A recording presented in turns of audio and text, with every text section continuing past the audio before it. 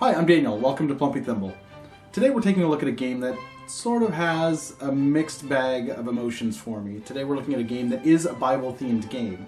Now, I am a Christian. I grew up going to church, and my dad is a pastor. On top of that, I was homeschooled all through high school, so you can kind of see how I am already pre-ingrained into this culture. Like, the theme is really cool to me. I'm excited to take a look at a Bible-themed game. That being said, also having grown up in that culture, I am well aware that Christian-themed forms of entertainment are generally pretty terrible. They're kind of the worst. Now, what I mean is, it's not that I mean anything rude by anybody that creates any sort of Christian entertainment media, anything like that. The problem is that those that would commonly find themselves shopping at a Christian bookstore are generally the people that are going to be pretty loose with their money when it comes to anything that you slap a Christian symbol on. I mean, we have a reputation of being about as loose with our money when it comes to Christian forms of entertainment as those that love the horror genre. I mean, our movies are just as cheap to make and make a good chunk of money with very little investment in terms of story and believable acting. Today we're looking at Portals and Prophets. It's a Bible-themed time-traveling game. And so going into that, I want you to know the background that I come from, because that, like it or not, is going to play into my review of the game. But also know that I am very leery when it comes to this type of entertainment, generally speaking. Portals and Prophets is a time travel themed game in which players compete to witness the most significant biblical events by traveling to different areas on a map of Israel, making sure to arrive at the appropriate time period. Players pick a spot on the board and each receive 3 Genesis cards. At the start of the game, the time machine is placed on Genesis and begins hurtling forward in time each round. On a player's turn, they may take actions to make witnessing events possible. A player can move at the speed of 1 space per action. As the name implies, there are portal spots on the board that you can use to leap across the map. You can draw a card from the row of Old Testament event cards. You can draw from the face-down New Testament card deck. You can turn in an event. In order to do this, however, you must be in the correct century and physical location as the event listed on your card. At any point, players can contribute to the time machine's fuel gauge. To do so, they simply discard from their hand a card with one or more of the fuel symbols.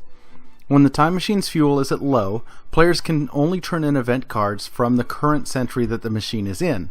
Any additional fuel lets players turn in cards within the range of the number on the fuel gauge.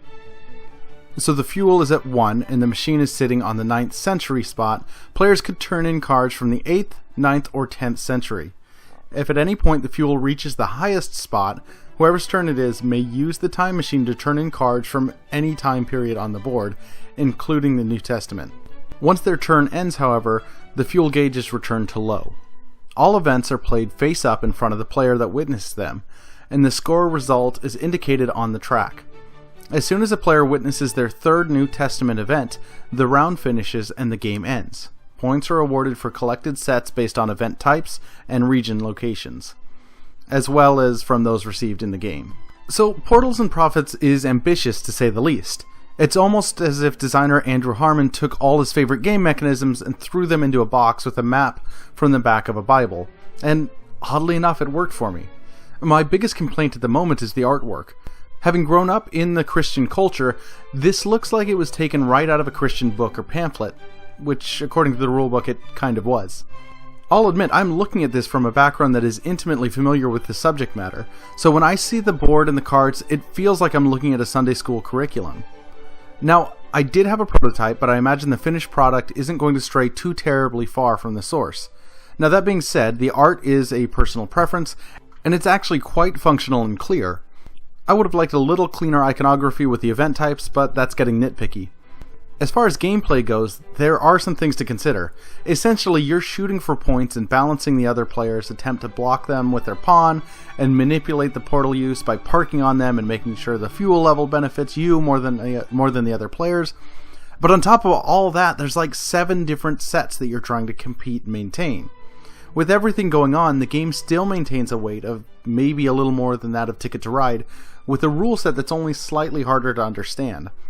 I was pleasantly surprised at how quickly we could get this game set up and running, and even more surprised by how much fun I had with it. Obviously, the subject matter is attractive to me. It's an even bigger draw than good old-fashioned nostalgia. But I've been burned by Christian mediums before, so I went in jaded. Action points is one of my favorite mechanisms, and this utilizes it really well, deciding how far to move in a turn, when to fuel up the machine, and how hard to push those New Testament cards keeps your decisions interesting and difficult. There are a lot of different sets to collect in this game, so deciding when to cut ties on one and pursue another is something you always have to keep an eye on. There's opportunity for bonus points as well, which keeps things moving. Clocking it at around an hour, you get a lot more bang than I was anticipating. And Christian or not, ancient Israel is really not a very common theme, but it's an interesting one to say the least, and one that I really like to see utilized. This game is headed for Kickstarter, and I really wish the best for it, not simply because of the themes and my ties to it, but because the game, to me, is not only really fun, but it's well crafted, utilizing mechanisms with a unique set of themes that complement each other to make an engaging experience.